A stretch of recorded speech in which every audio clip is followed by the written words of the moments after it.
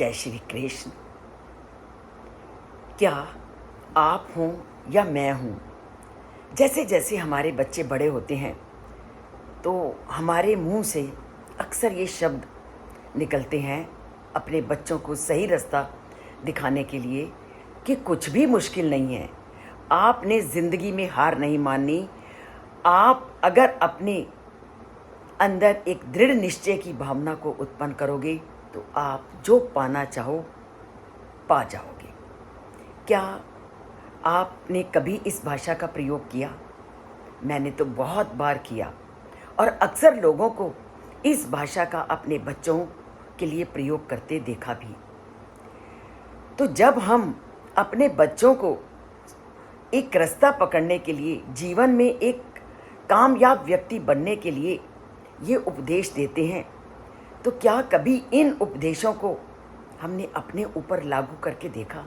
क्योंकि अब हम जिंदगी के जिस पड़ाव पे हैं तो हमारा लक्ष्य क्या है? उस परमात्मा को पाना, उस परमात्मा के साथ संबंध जोड़ना।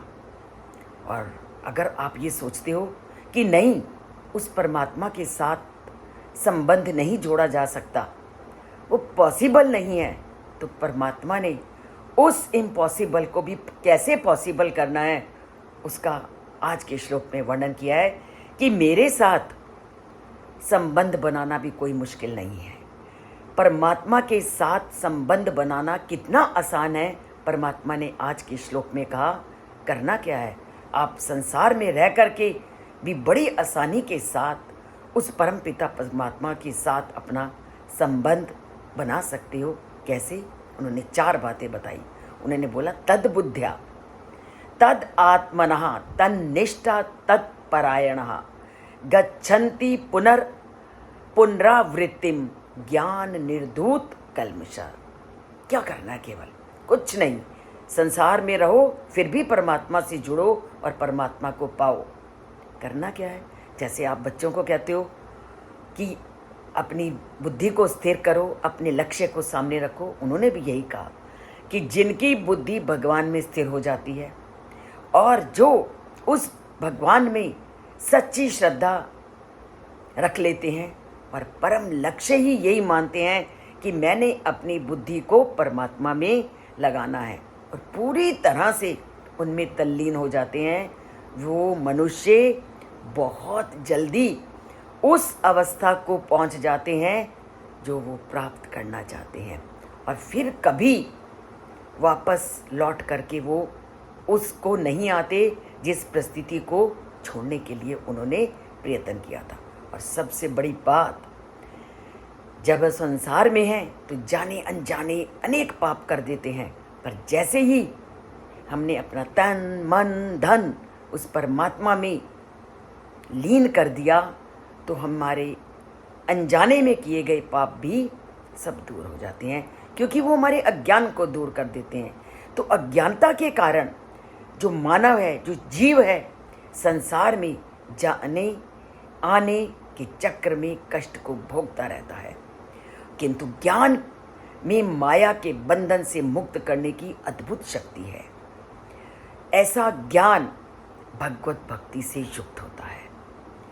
इस श्लोक में परमपिता परमात्मा ने भगवत चेतना का अर्थ प्रकट करने के लिए उन्होंने इन 4 तत्वों को अपने सामने रखा। तद बुद्ध्या, अर्थात ऐसी बुद्धि को अपने अंदर जागृत करना है जो हमें परमात्मा की ओर ले जाए। और तद आत्मना, अर्थात अंतःकरण में मन और बुद्धि दोनों को परमपिता मानते हैं। पूर्णतः मन और बुद्धि को परमात्मा में लीन कर दो। तन्निष्ठा, और भगवान में दृढ़ निश्चय होना चाहिए।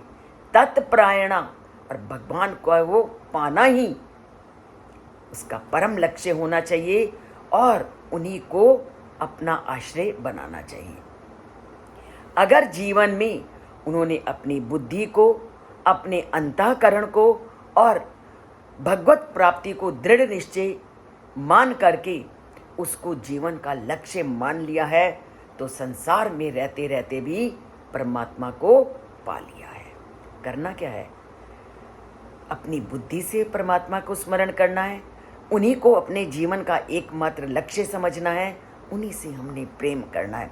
देखो, अज्ञान अपने आप दूर होगा। ज्ञान तुम्हारे अज्ञान के बादलों को ऐसे छिटका देगा कि कभी आपके ऊपर वो अज्ञान हावी नहीं होगा। बस एक बार राह पकड़ने की ज़रूरत होती है, उसके बाद रास्ते अपने आप खुल जाते हैं। यही तो हम अपनी संतान के लिए करते हैं, और वही परमपिता परमात्मा ने इस धरती पर रहने वाले अपनी सभी संतानों को उपदेश दिया है कि मेरे में बुद्धि लगाओ, मेरे में अपने मन और अंतःकरण को समाहित करो, मेरे में ही दृढ़ निश्चय करो और मेरे को प्राप्त करने का ही अपना परम लक्ष्य मानो, तो मैं तुम्हारे पास हूँ। इसके लिए गीता से जुड़िए।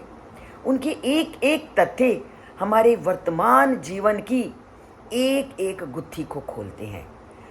जैसे ही आप जुड़ना शुरू करते जाओगे, आपके सारे संशय, आपके सारे संदेह एक एक करके नष्ट होते जाएंगे और परमात्मा से आप जुड़ते जाओगे और दुनिया से आप बहुत ऊपर उठ जाओगे और परम गति को प्राप्त कर जाओगे। इससे चैनल को सब्सक्राइब कीजिए, इससे जुड़िए और आध्यात्मिकता के ज्ञानपूर्ण तथ्यों से अपने जीवन को सार्थक कीजिए और लाइक बटन दबाते जाइए। जय श्री कृष्ण।